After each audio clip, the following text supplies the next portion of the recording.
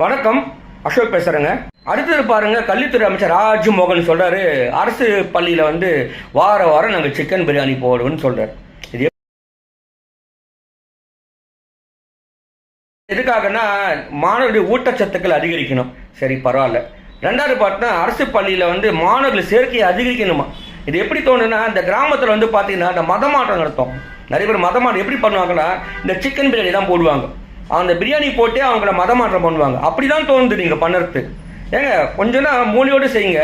நீங்கள் குழந்தைகளுக்கு ஊட்டச்சத்துனா காய்கறி, பழங்கள், முட்டைகள் இப்படி கொடுங்க. அறிவுபூர்வமான விஷயத்த பண்ணுங்க தயவுசெய்து.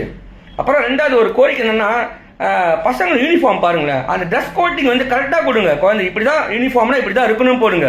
ஒருத்தன் பேண்ட்டு பார்த்தா மேலே தூக்கின்னு கிடக்கும், பார்த்தீங்கன்னா சட்டை டைட்டாக இருக்கும். இதுதான் அரசு பள்ளியுடைய மாணவர் யூனிஃபார்மா? ரெண்டாவது பார்த்தீங்கன்னா முடி.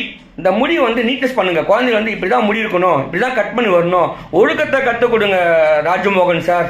உங்களுடைய அமைச்சகம் பசங்களுக்கு ரீல்ஸ் மட்டும் முக்கியம் கிடையாது. ரீல்ஸ் மட்டும் போடாதீங்க. கல்வித்துறையில் நாலேஜ்மெண்ட் நிறைய எடுத்துவாங்க குழந்தைங்களுக்கு. இதை நீங்கள் பண்ணினா சந்தோஷம்தான்.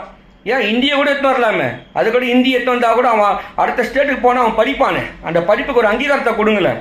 ஏன் தனியார் பள்ளியில் ஹிந்தி இருக்குது, ஏன் அரசு பள்ளியில் மட்டும் ஹிந்தி படிக்கக்கூடாதா?